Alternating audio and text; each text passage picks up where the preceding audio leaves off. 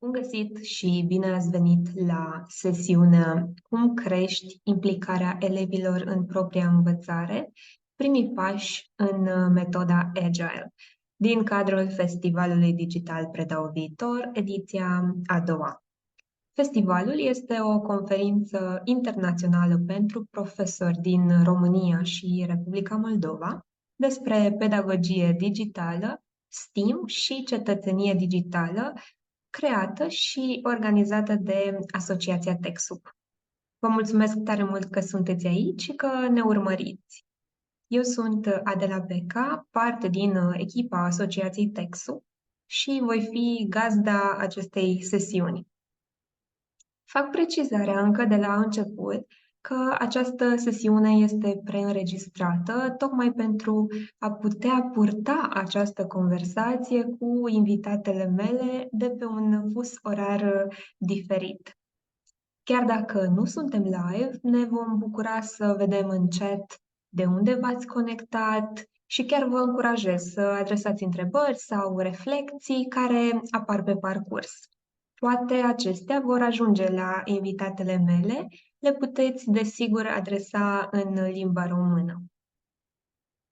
Suntem așadar în prima zi de festival, în care punem mai mult accentul pe pedagogie și mai puțin pe tehnologie, astfel că ne-am gândit să vă aducem din experiența unor profesori care folosesc metode colaborative în activitatea lor de zi cu zi la clasă pentru a dezvolta colaborarea, comunicarea și conexiunea între elevi. Toate acestea știm că sunt de bază și îi ajută pe elevi să fie mai implicați în propriul proces de învățare și îi pregătește pentru un viitor academic, profesional și personal. Împreună cu invitatele mele avem și niște obiective pe care ni le-am propus și pe care le vedeți acum și pe ecran.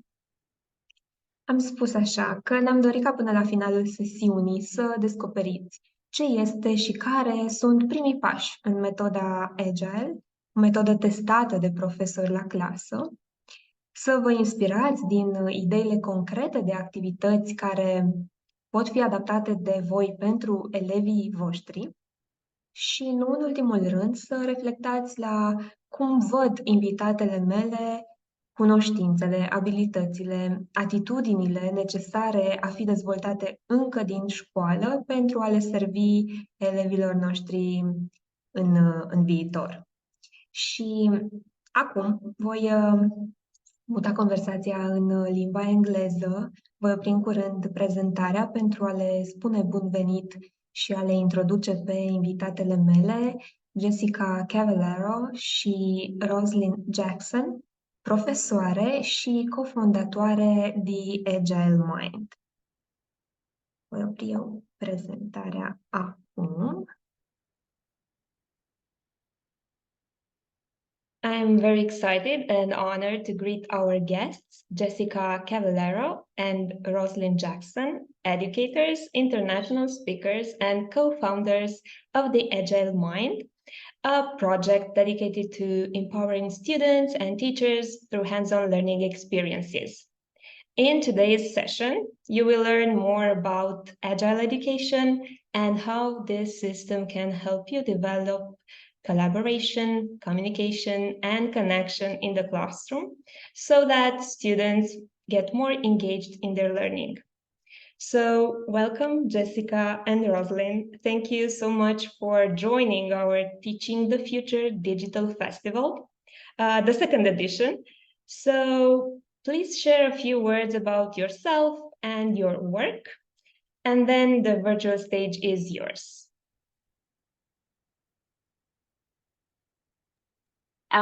I'll go first. Hi, everyone. My name is Roz Jackson. I was a science teacher for about 19 years in the classroom, and now I am outside of the classroom, but still in education.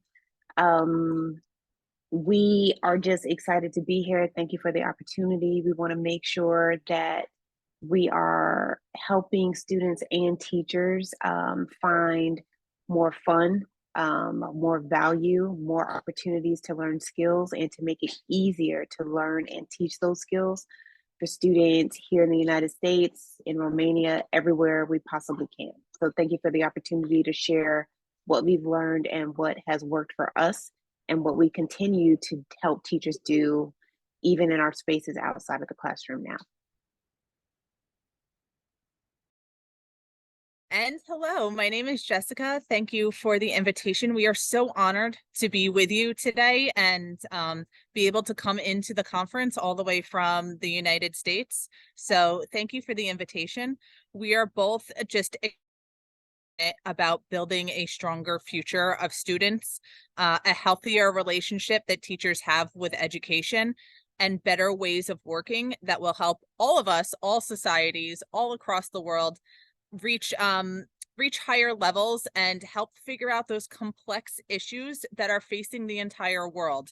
And the only way we can do that is through really teaching and scaffolding critical thinking, collaboration, problem solving, and how to work with a diverse group of people all around the world. So we really just are interested in bringing the humanity back to education.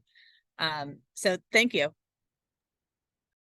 Thank you so much. So agile sounds interesting. So I'm really, really curious. How did you start it and how did you come up with this name for the method?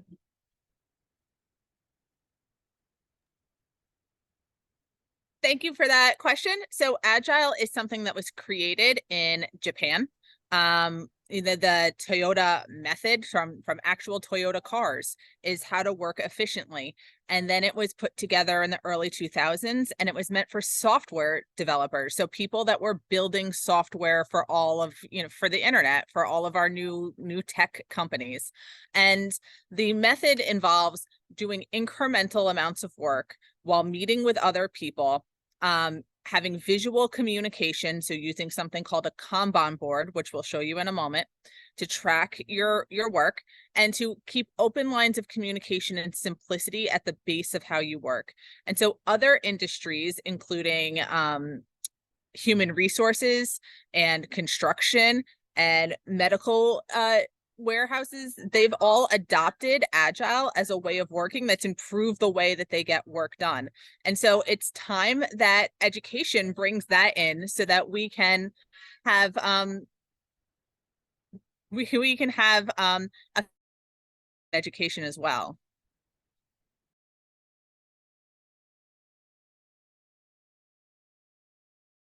Did you want to hear like how we got started? Would that be? Yeah. Okay, if you want, we can, the way we got started is, as Jessica says all the time, it started with COVID. We just got slammed like everyone else. Jessica was introduced to Agile or agility first. Jessica, do you want to share that? Because I was a little bit of a latecomer, but she convinced me, so I can let her tell you what happened, and then I can share, and then we can really explain and jump into some things that we have to show you. Absolutely. So what happened was we were teaching. I was a social studies teacher teaching American government and history, and Roz was teaching science. And then the pandemic happened and everything shut down. And in that shutdown, they expected that we just knew how to teach online. And so we kind of went into these online spaces. We assumed that our kids were connected and that they knew how to navigate social norms by themselves, because they're always on their phones and they're always on TikTok and Snapchat. I don't know what social media you guys have, but the kids are like this all the time. And then during the pandemic, we noticed that our kids had no idea how to reach out and talk to each other. So the kids were getting more and more isolated, mental health was declining, and the kids were just desperate for interaction with other people. And sitting there during that time where we didn't know when we would reopen and we didn't know what the future would hold, I thought there has to be a better way of working that keeps kids connected, that keeps kids collaborating, and that keeps us growing forward as a society, even if we have to stay away from each other. So what we decided to do was kind of look into different ways that people were working. And I started to research, how do other people work? How do international teams work? How do people in other industries work? And I kind of tripped and fell into Agile. And this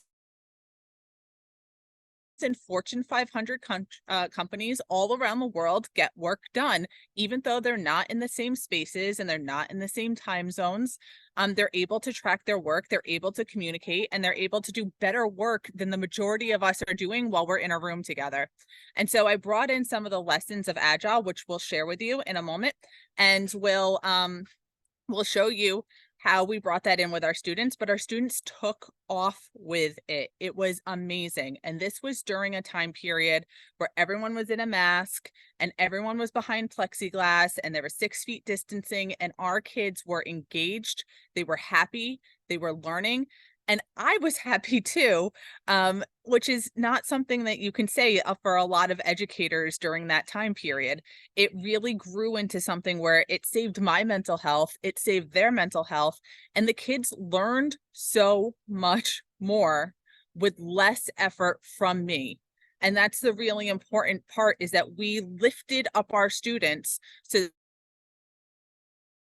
take ownership of their learning. They could take responsibility for their learning. So the responsibility for learning stopped being mine and started being theirs.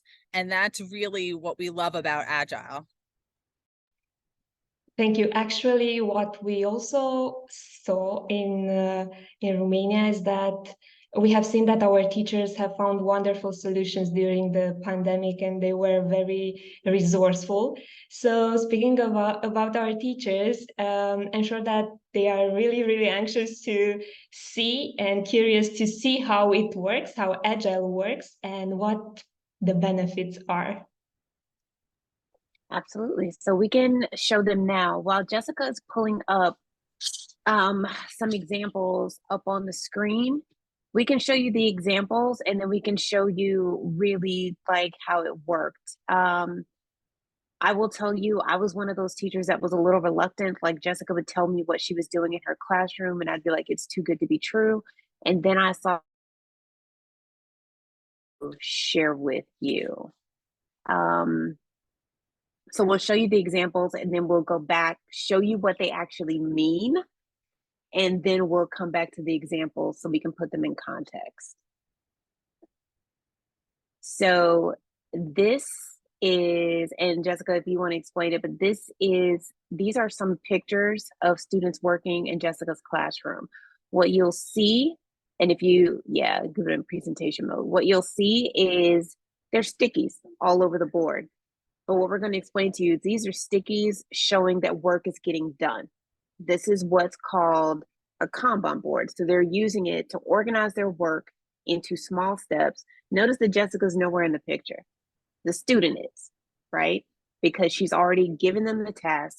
They've broken it down and color-coded it based on the stickies, and they're moving it across the wall to show at what stage they are working in their project. And so Jessica is able to see first on the sticky what small part of the project they are working on. Then she's able to see at what stage in the project they are working on those small steps. And then the key to it is she can see when they are done. So she doesn't have to go around and ask the students. It's visual there. The students are responsible for their work.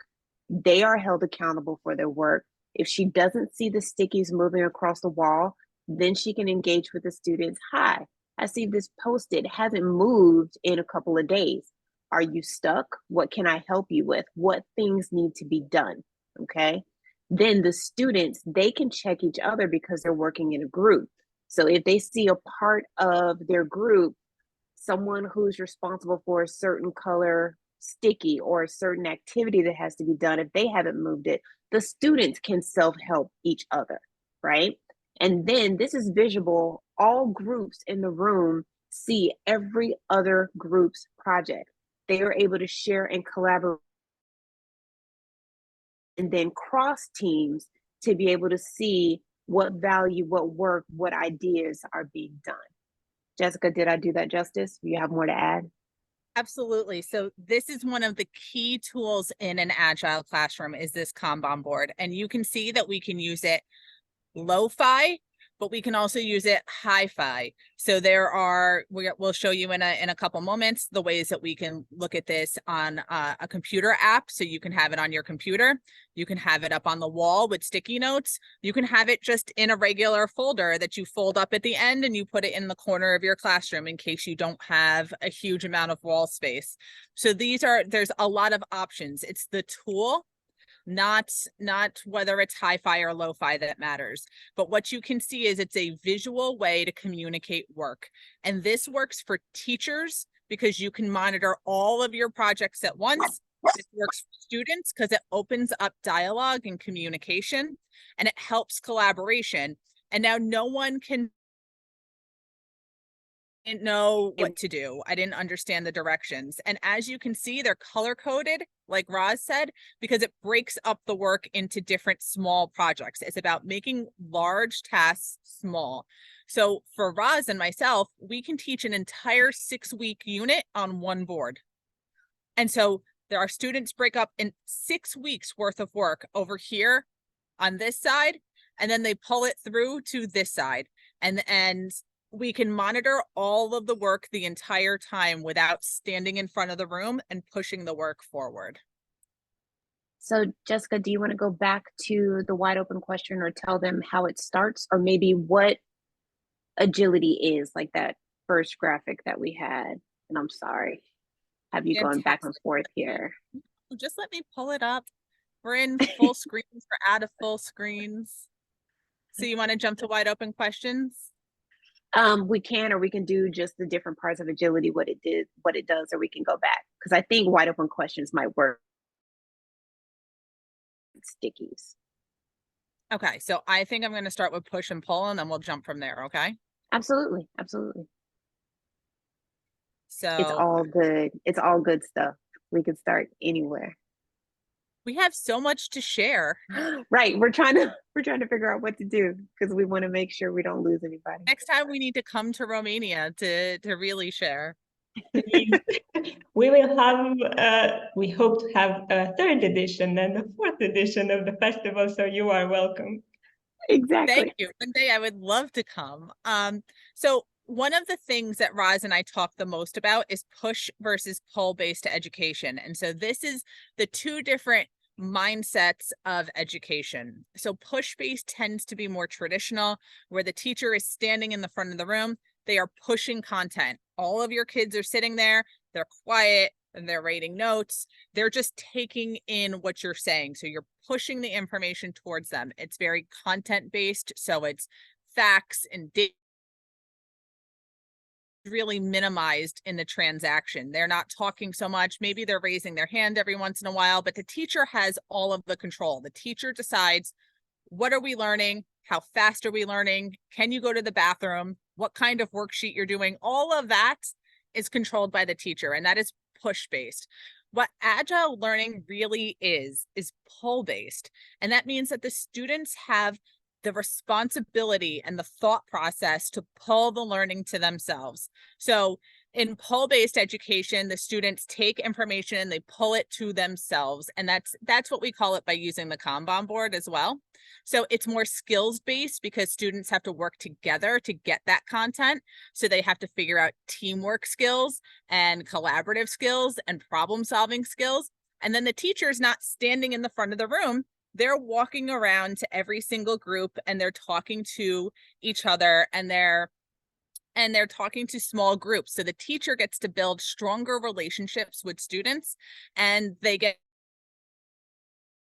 their jobs again and be passionate about what they do. Roz, do you have anything to add about this one? Absolutely. And the thing when it talks about student agency is encouraged. Student agency means that the student has more choice. They actually have a say in what, not necessarily what they're learning, but yes, what they're learning, but also more importantly, how they are going to learn it, when they are going to learn it.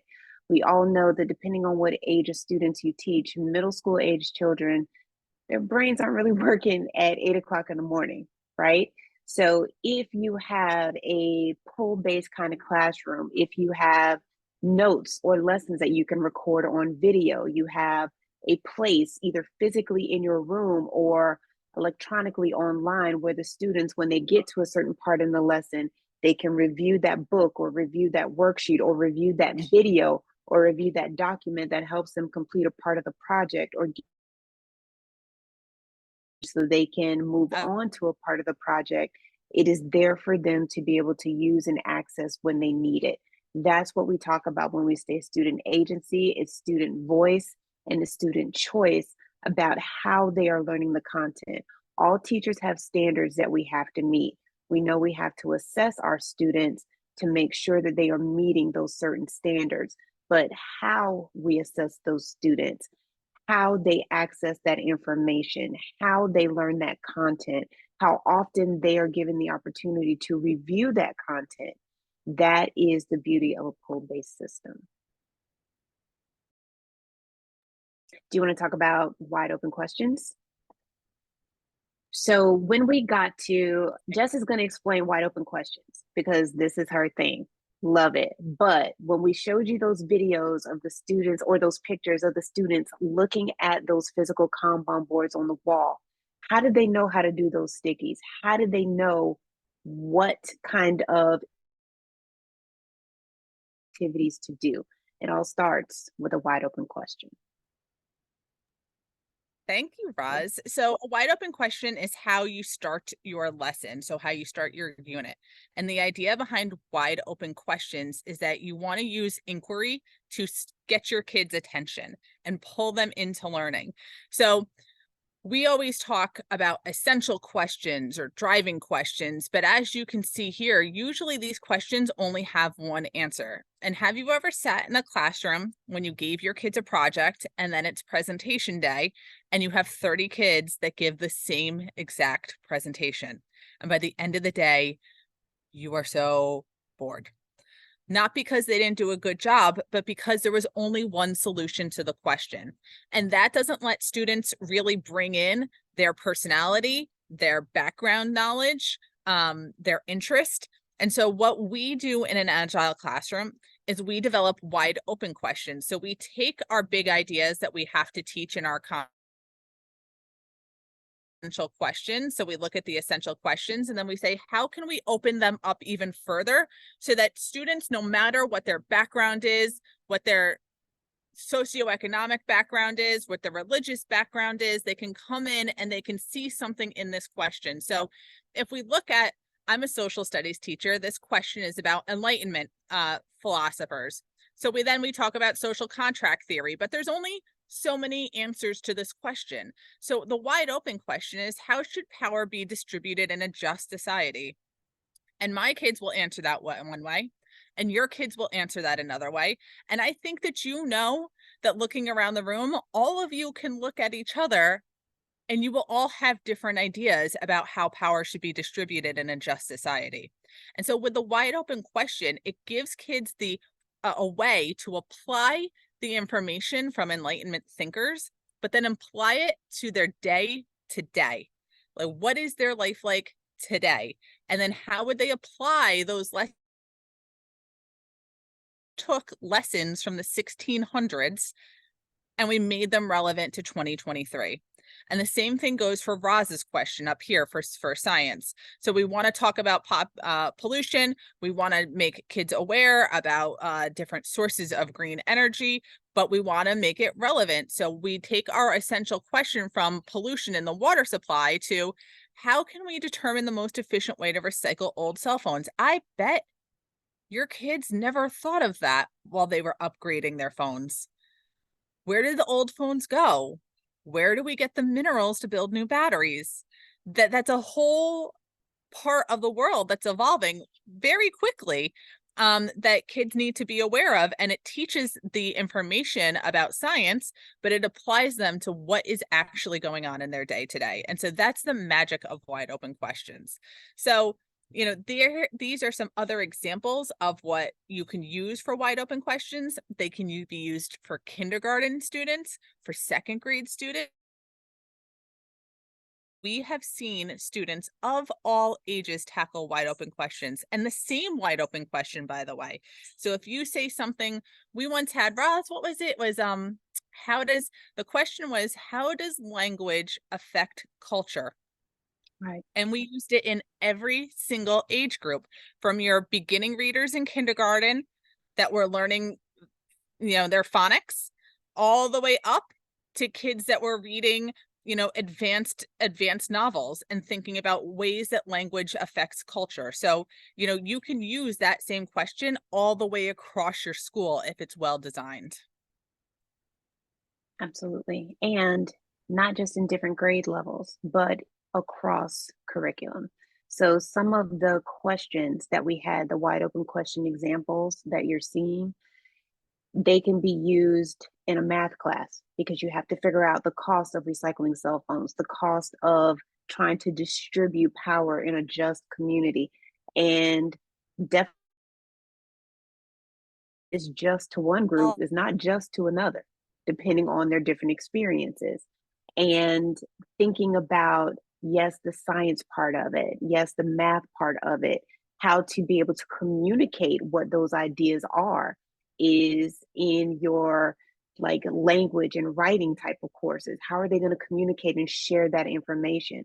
And these are things that the students, when they're working on these projects collaboratively, they have to discuss, they have to figure out and weigh which idea may be better than the other, and they have to debate that, and then they have to agree about how to communicate it and share it, but also how to present that and then say, okay, if this is my experiment about how this solution is, great. Now we get to do the fun part. Let's try it. And what if it doesn't work? That's the beauty of education. Now you get to try it again. This answer may have been great here, but it affected this person negatively. I didn't think about that from that perspective. And so a lot of this process, and we'll talk about this later, reflection, constant reflection is the key, because it's not always just, okay, I have the answer and done. And that's the beauty of this process as well. The students are not just concerned about the grades anymore. They're concerned about, I really want to try to solve this problem. And here are some student reflections that help you see that. You want to do that? Yeah, well, we just wanted to show off some of these student reflections about how these wide open questions have really helped our students develop, but we want to keep moving so that you can see different kinds of Kanban boards. So we showed you the ones that were on the wall at first, and then we talked to you about them, but here's a very clear one, and you can have copies of these during our talk. This is a very basic Kanban board, and you can make this on paper, on your wall. There's computer programs. There's so many different ways to do Kanban. My 5-year-old does Kanban. Her is for every age. So in kindergarten, you can do Kanban with stations. In middle school, you can do Kanban for your projects. In high school, you could do Kanban just as a way of organizing yourself. So there's many different ways to apply this, but here are the basic ways that the Kanban board works. There are 4 different lanes: backlog, to do, doing, and done. And backlog, that's where you build your project. So you put all of your tasks. So if you were to think about, what do you want to teach in this unit? You would put all of that information into your backlog. All tasks can be there. That's where you can color code them. That's where you break them into small pieces. Every card, a card is something that moves across the Kanban board. Every card is a small task. So if you're talking about how to write an essay, you would have thesis statement, background information, introduction, evidence. Those are all cards that would move across team. And this is what I love about Kanban, how much it teaches skills, is when the team is ready to do something, they need to talk to each other, they need to communicate, they need to collaborate, they need critical thinking and problem solving to make sure that they're meeting their goals, and they have to talk and say, which one of these cards are we going to pull into to do? And when they pull a card into to do, it means that we're going to get it done this week. So they're planning out their week together. Then when they start to do it, they all need to communicate with each other again and pull it into doing. This means that the entire team needs to talk to each other again, and they need to use empathy, and they need to use active listening, and they need to, they really need to connect with each other and say, this is what we're doing, so no one is left out. And then they need to pull it to done. And this is when it gets turned into the teacher, is when it meets the definition of done, when they say, this is good enough to hand into my teacher. So the whole group has to look at the work and say, this is good enough to hand into the teacher. So as you can see, you can use these cards to pull across, and then you can have different numbers of cards in each place. But this lightens the load on the teacher, because the students are in charge. The students have responsibility. The students are working on what Roz and I call AI-proof skills, the skills that cannot be automated. How do you connect with others? How do you work? How do you problem solve? Now you can say, no one can say, I didn't know that was due. And then when you get the work is good. The work has already been checked by the team. So as the teacher, you're not grading for hours and hours, because the work coming to you has already been looked at by the rest of the team. So that's a really important step, because again, the responsibility goes to students, but then you also have the ability to free up. This gives you more time to plan, more time to work with students, more time to enjoy your job. One thing I would add as well is that in every group project, we don't like group projects. We've probably all had that experience growing up where either you were the person that coasted because you were in the group with a smart person and you let them do the work, or you were the smart person and did all of the work. This really significantly decreases that, because everything is visual. The students can see it, the teacher can see it. So you don't have those students coming to you one-on-one or emailing you saying, hey, Johnny didn't do his work. The teacher could see it. And the students already know before it gets to done, if Johnny's Post-it note or his card isn't moving across, there's a problem. And the team is going to say, hey, Johnny, what's going on? You said you were going to do this thing. This card hasn't moved, and we have to get this done by the end of this week. First, it's why haven't you done it? And we all know that students are a lot more mean than the adults are sometimes when they're working in groups. So why haven't you done this? Or the better question is how.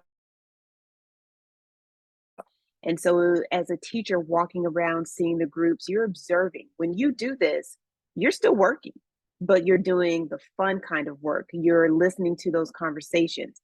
So if a conversation is not going well with the group and you feel that they're about to attack that student for not doing the work, that's when you go over there and you gently redirect.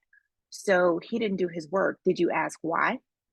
Did you find out what things you can possibly do to help him? And you're teaching them while they are themselves learning how to communicate more efficiently, how to collaborate with each other, how to problem solve together to make sure the entire team and the goal that the team has, you're actually going to be able to reach done.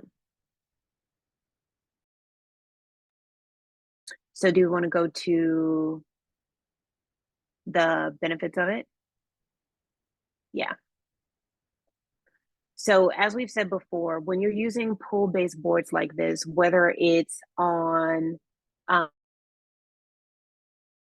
your wall, whether it's literally stickies in a manila folder or a poster that you can store up in your class, all the work is visible by everyone, the students, the teacher, everyone, even your administrators that might be like, we heard something weird's going on in your class. What's going on with your kids? It's visual right there. You can pull out the folder and show them. They can see it up on your wall if that's what you're doing.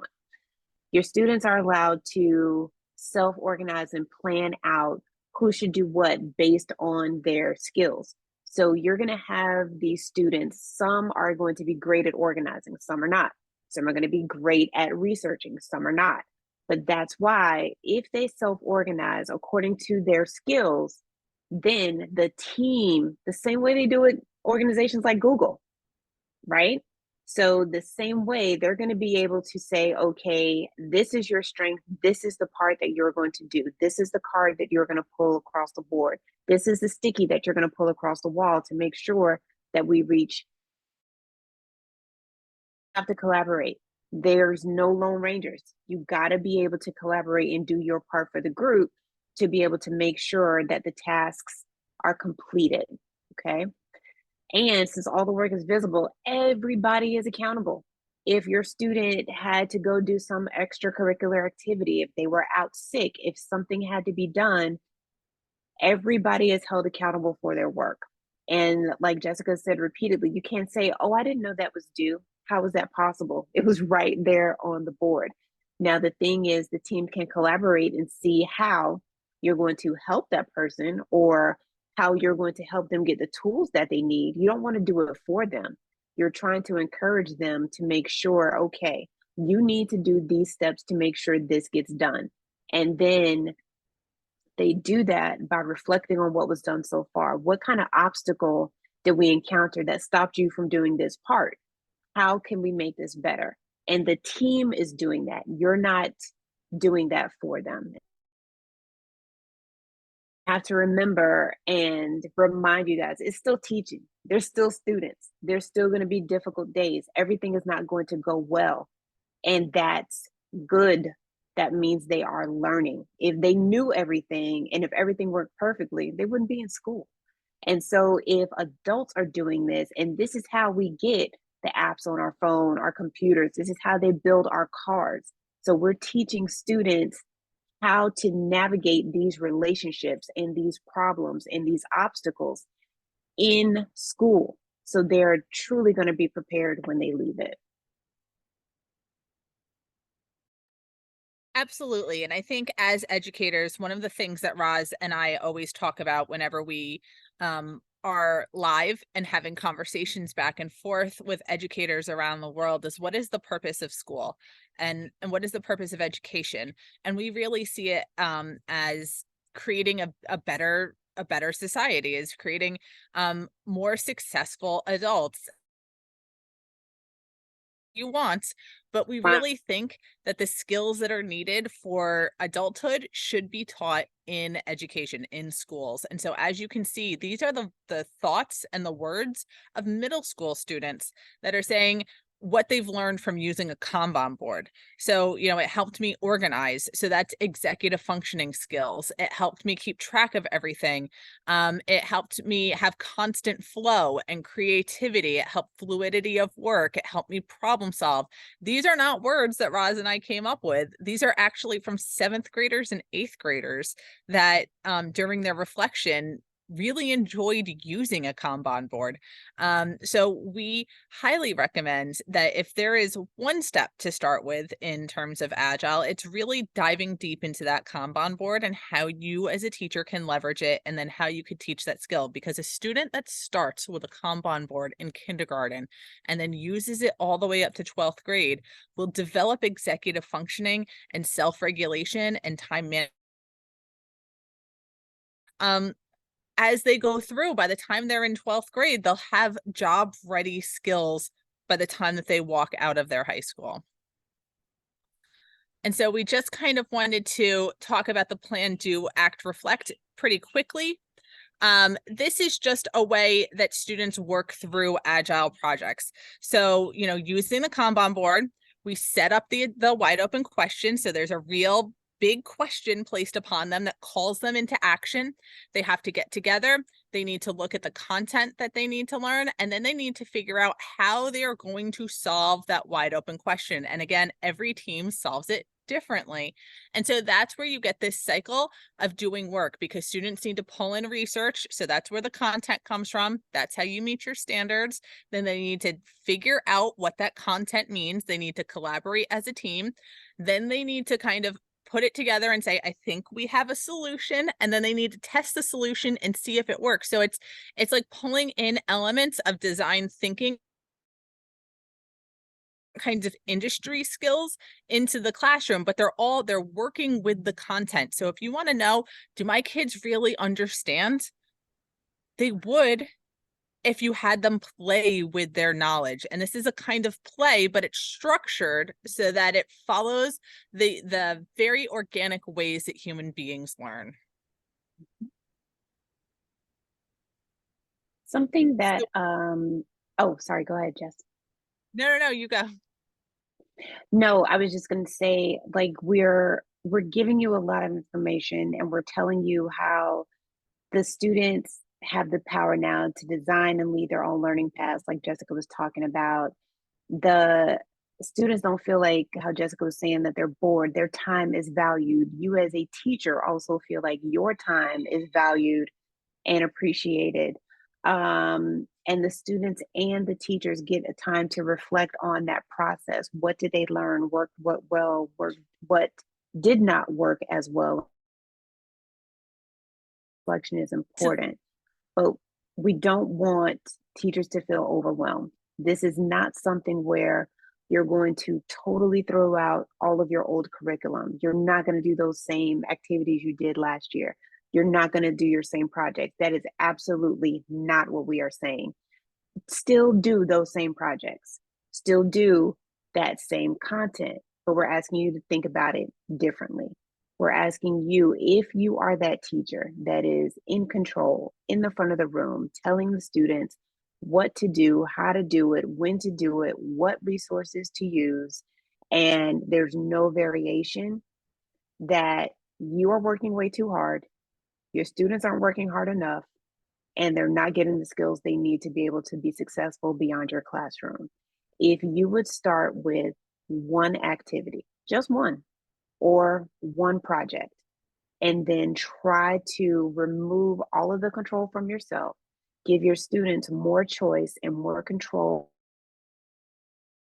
They access those resources that you are providing for them, you will see the difference, and then you'll want to do it for another project, another lesson, another activity.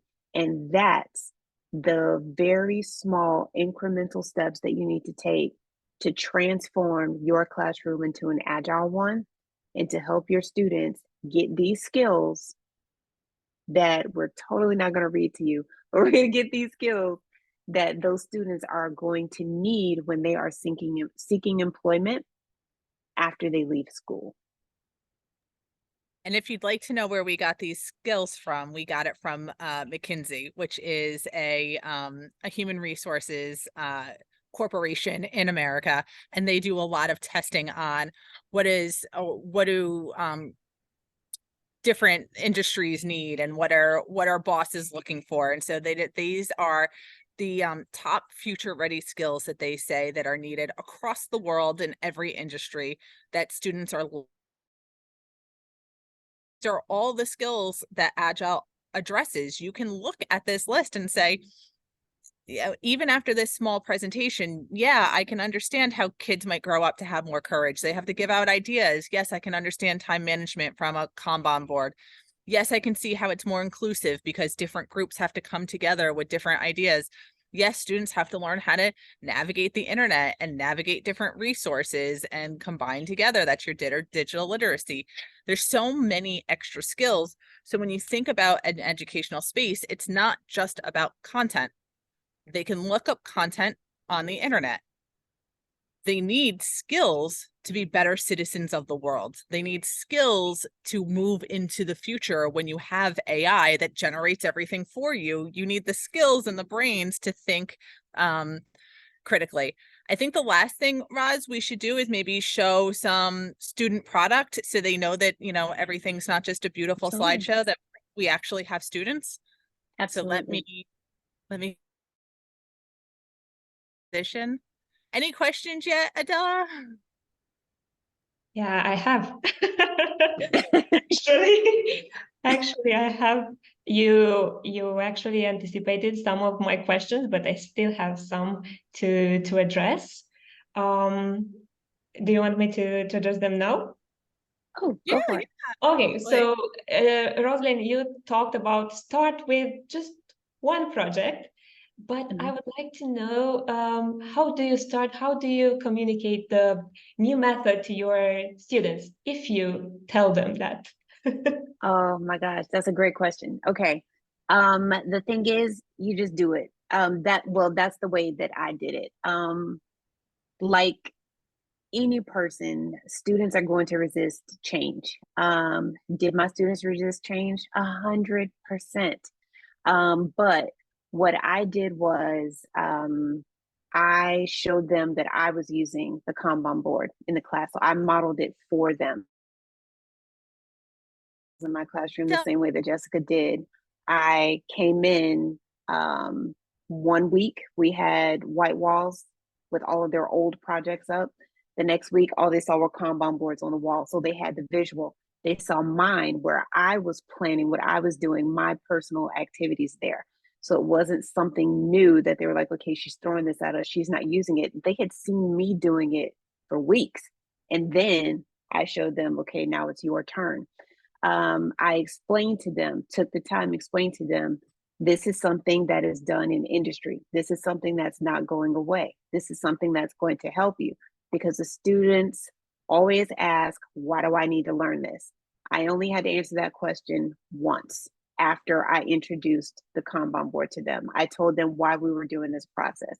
I also warned them that this is going to mentally hurt. It's going to be different. It's not as easy as Google Docs and you can just share what you want with your friends.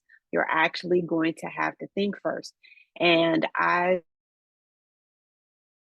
stay at school, I would tell them, I am not going to tell you the answer, even when I know it, because it's fun for me. I'm going to tell you I don't know, because that's the point of school. What every smart person should realize is that you don't know everything. So they would always say, Miss Jackson, but you know everything. I'm like, no, I don't. And you guys probably know more than me about some of this stuff. So we're going to learn it together. And I would also give them the courage to fail. We were using an app that none of us had used before, but it seemed really cool. I'm a science teacher. I love to experiment. So there's this, and you just tell them, this is new app. I've played around with it. I don't know everything about it. I want you guys to literally try to break it. I want you to figure out how it works. I know these main things to get you started. I will share with you how this works. After that, go play. And before they actually started on the true project I wanted them to do, I literally gave them a day to play. So try to figure out how, ask your questions. And they could ask me questions. And I told them, I don't know. Let's see what you and your team can come up with. And every single group for the platform that we were using, which was Kanban Zone, they had a different way of how they set up their Kanban boards. They had a different way of how they wanted to use the cards. They had a different way of how they wanted to, they knew the project, but they weren't required to work on it that day. They were just playing around. They knew how they wanted to organize their project. Every single group came up with a different way they wanted to do it, because I gave them the space to try that. I just said, we're going to study rocks and minerals. And at the end, you're going to have to do these things to tell me how to do it.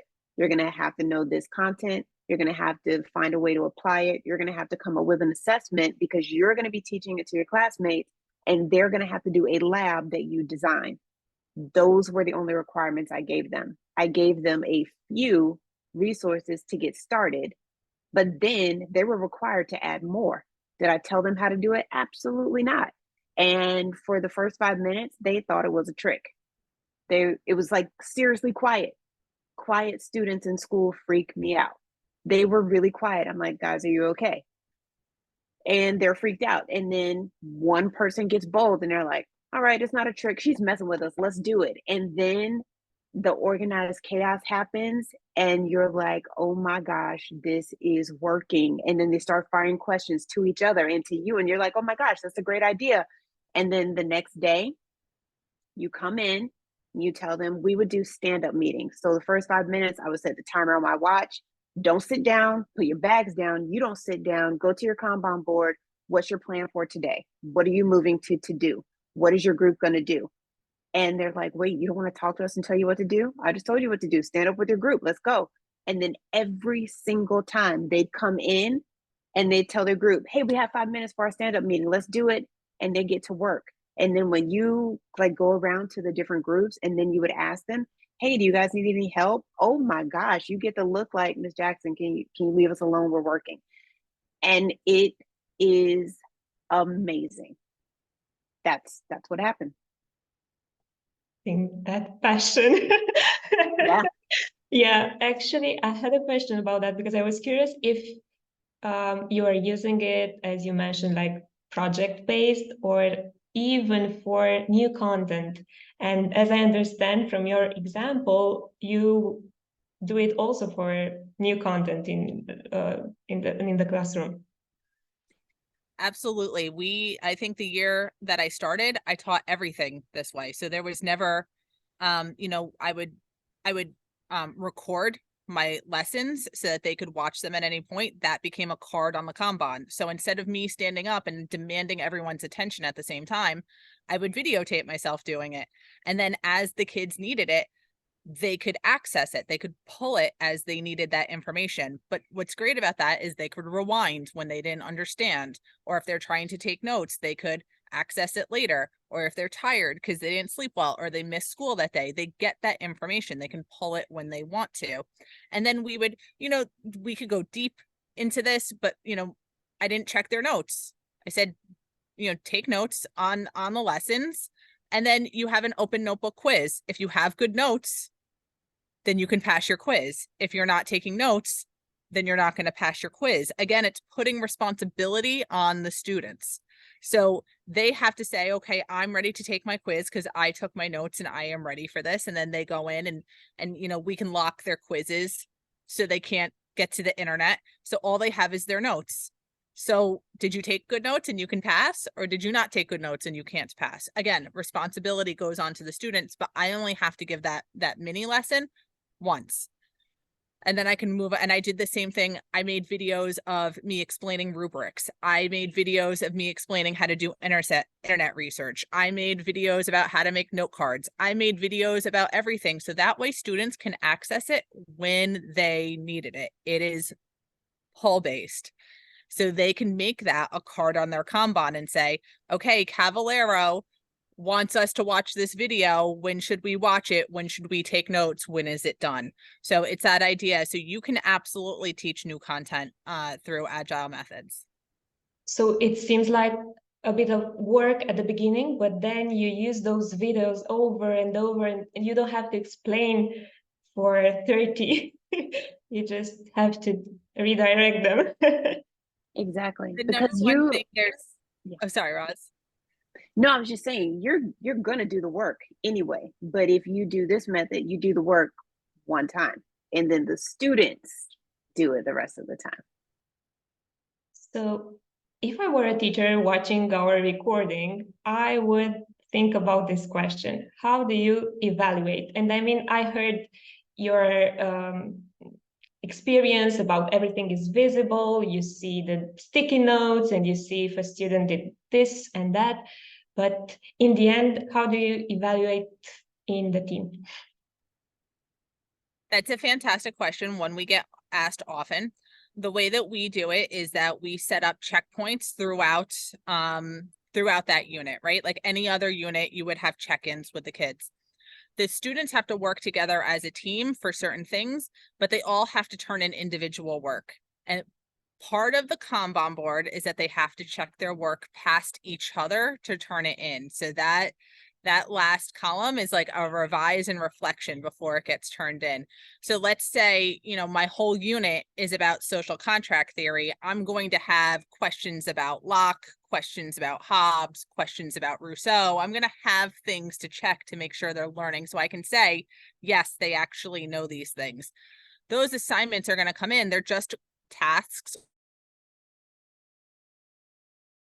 And when they need to present their question, their answer to that wide open question, then they do the group project together and they have the rubrics for that. So I constantly collect grades. I probably collect 1 to 2 grades a week.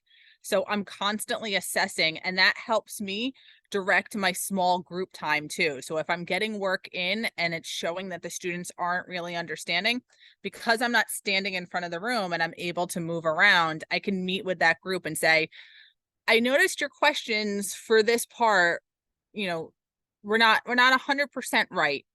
Why don't we talk about it so that I can remediate along the way, because I'm not standing in front of the room trying to capture everyone. I can go to the spots that need me, but you're constant. So the Kanban board shows that work's getting done, but work has to get turned into you.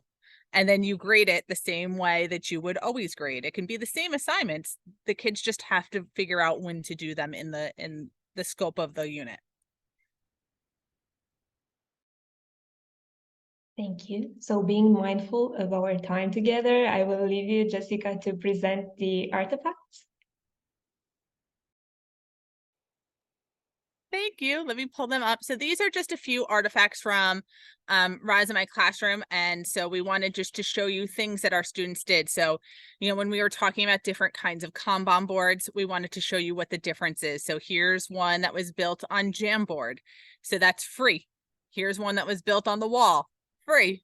Here's one that was built in Kanban Zone, which is incredible. It's not free.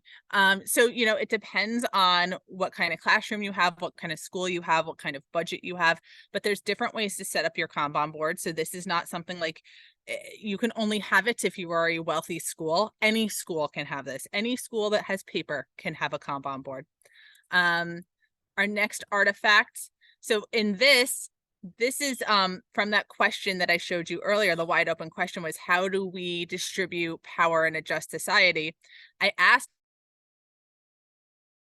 in the projects that they built. So this first project, my students prototyped an app because they worried that the people in the government were not listening to the people.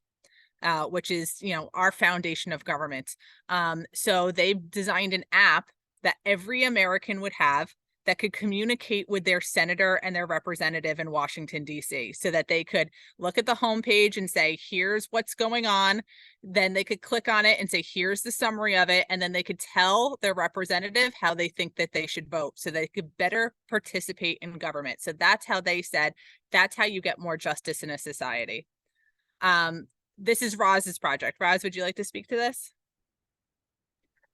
Sure. What the students had to do, they were learning about rocks and minerals. And so once they learned about the qualities of rocks, the characteristics of minerals, et cetera, that was the content that I had to meet. They had to come up with the assessments that we did. The students had to come up with how to assess their rocks and minerals, if that makes sense. So for this assessment or lab activity, the students wanted them to make salt scrubs. And so they had to learn with the different chemicals that were in the salts and the oils that we were using, how it would affect their skin. So the students who created this lab, they brought in the materials enough for each one of the different groups to be able to create these scrubs. And so they saw a real life example of how these things, these rocks and minerals, are used in the real world. So when they go to different spots with their parents, or they do these things at home, or they see it online, they actually know the chemistry and the makeup of these materials behind it, and they loved it. Some of the students actually made like little containers as presents for their moms or their sisters or things like that.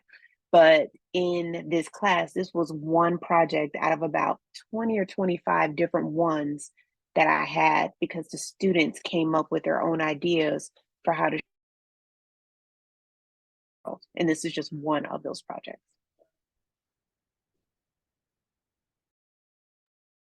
Now it's back to me. So I know we need to wrap up. I think, we'll do one or two, and then you tell us when you're ready, Adela. But this is a timeline project. So we, in America, we study the American Revolution. So instead of just telling kids in a push-based way, this is what happened, and this is what happened, and then George Washington did this, and then there was this battle, we created interactive timelines. So you can see that my walls were used as the poster board. Students had to have certain things. So they had a list of criteria. So they had to have like 5 different topics that were really important that they had to, you can see they had to summarize, and then they had to build their own kind of visuals, but they got to plan out how the presentation worked. They needed to figure out how to present these visually in a way that would appeal to other middle school students. So there's a lot of design thinking in it. And then the rest of it was they need to have 27 different events, men, about the American Revolution on their board, but I only required 5. So then the rest of those, the students as a group had to choose together and say, I think these are important because. So not only did they build the timeline, but then they had to justify to me why they chose the things that they chose, showing me that they had to actually think about the whole scope of a war and of a movement, and figure out which ones were the most essential to highlight. That if we had to put this in a time capsule to teach someone about the American Revolution, what would future generations need to know? Why were they the most important? So I love this one. As you can see, they all vary completely different. They all look so different. It's the same project. Every single timeline in this picture is a completely different timeline than the one next to it. So Jessica, we have time. Your examples are priceless, so please share them all you have. Okay, so thank you. This one is the Bill of Rights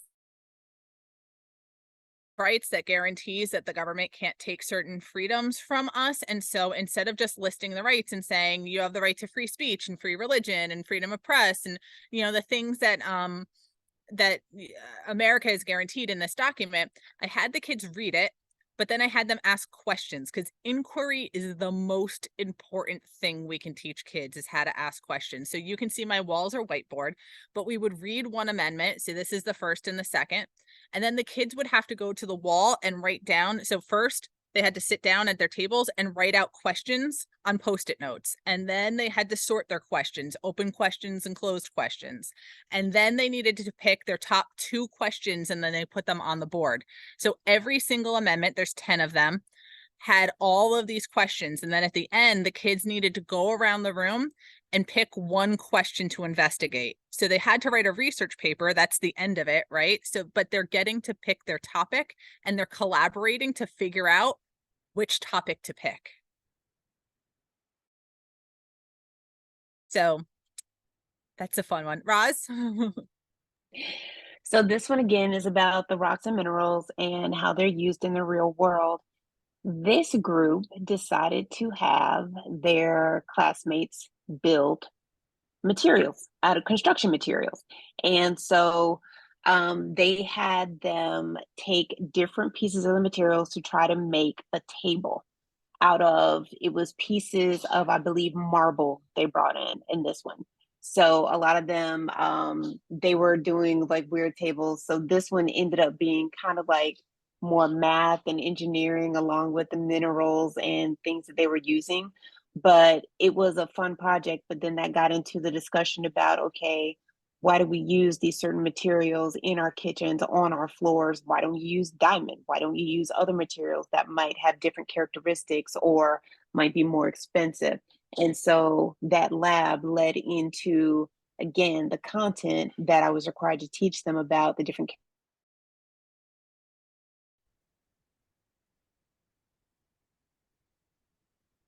This was another one where we were talking about this student had the groups in the class focus on the molecular structure of the different minerals, because that determines their shape, their hardness, their color, all of that. And so they had them build the different structures of the different molecules. And of course it was food, and that's always a winner with students.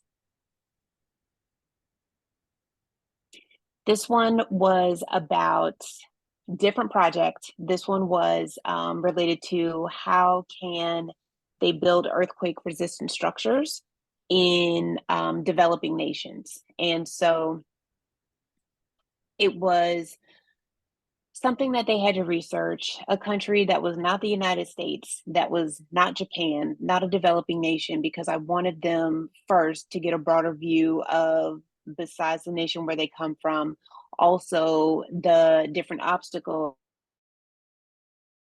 As privileged as we are in the United States, how are they going to protect their homes? What kind of materials do they have to use? What kind of materials do they have access to? Some of the things that we use in the United States or other quote unquote first world countries, some of these countries don't have access to, or it's very expensive for them to get those materials. So they had to research that information, and then they had to come up with ways to either try to fortify the different walls, the foundation the ceilings of these homes. Think about where these homes are built. Are they along fault lines, along the tectonic plates? So this was the unit that we were studying, and they had to apply that knowledge about the types of waves that go through the different land. How, if you're near the ocean, are you worried about a tsunami? What do you need to protect for with that? How do those waves move? What's the difference between P waves and S waves and how they move and how they're going to affect the land? And that would determine what type of solution they came up with to protect those different dwellings. I love that project. This project is about how this one is about the American Constitution, and as in all systems of government, government is based on systems thinking. So how one thing affects another thing. So if then systems, much like coding, but that idea that things can run in an abstract system and they all have to work together for a functioning unit. Excuse me, like a government. Excuse me.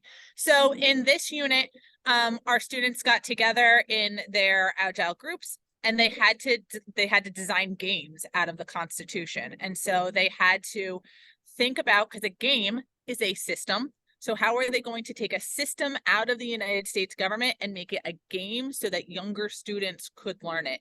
So not only did they learn about the systems of the United States Constitution and how government runs, and if Congress does this, then the president does that, but they also had to learn game design. They had to learn design onto making things look professional. They had to play the game. And then the most fun of this part was that we had a launch day, and then they had to test them, and all the games fell apart in 2 minutes because there was holes that the designers didn't see. So then they had to test them, take back the feedback, go back and reflect, and then rebuild their game so that there wasn't those holes in them again. So it actually ended up taking a week longer, but that was the most valuable part, because they learned that systems are not built without flaws. And when you see flaws in the systems, you have to stop, you have to reflect, you have to admit that you were wrong and change your mind, which is an agile mindset. And that's a huge thing that we didn't even jump into yet, but the ability to pivot and say, okay, I thought this was here, but this is okay. We can move. I can drop what I thought before. I can switch to something else. That kind of mindset was huge. And that's what you saw in this project. So that is the end of our, what Roz and I think would really love is to see after this talk, what you guys make, what is going to happen in Romanian classrooms when you start to think about the possibilities of how you can take that that curriculum that your state gives you, and how can you make it so that students learn so much more from it. And that's the idea of Agile, is building future ready kids and really humanizing education so that teacher is treated with respect and creativity and agency, and the students are treated with respect and creativity and agency, and then we can all work together to build better societies. Okay. Did you want to say something? No, I would just say that, remember when we're talking about agility in the classroom or an agile classroom, we're really talking about teachers and students, like Jessica said, having that agency, having that choice, having that control to make sure that you are doing the things that add value for the teacher, that adds value to your students, and have an option for how you're going to teach those students or allow them to learn. And the students have that control and that choice and that voice they know the best methods, the best time, the best way for them to learn the content and material. We're not pushing the content and material aside. We're giving them the opportunity to learn it and experience it and to own it and retain it in a way that they can use it beyond your classroom. And that's the goal. So thank you so much for sharing your knowledge and experience and practical examples from your classrooms. I have to say that it was insightful for me, and I'm sure that it will be for the teachers from our communities when they will see this recording made especially for them for the festival. So I'm really grateful for your presence at the festival. I hope to see you at our next editions, and we will share all the resources with our teachers. I will share also the teachers lounge that you have, and hopefully our teachers will join after testing and implementing the method in their classrooms. So thank you so much for taking the time to come to our festival, and hope to see you soon.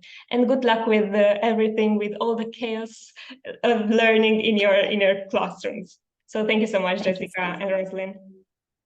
Thank you so Thank much you for for having the us. invitation. We loved being able to speak to your audience. Hope to see you all at the Teachers Lounge, everyone. We'd love to start more conversations, especially really important international conversations.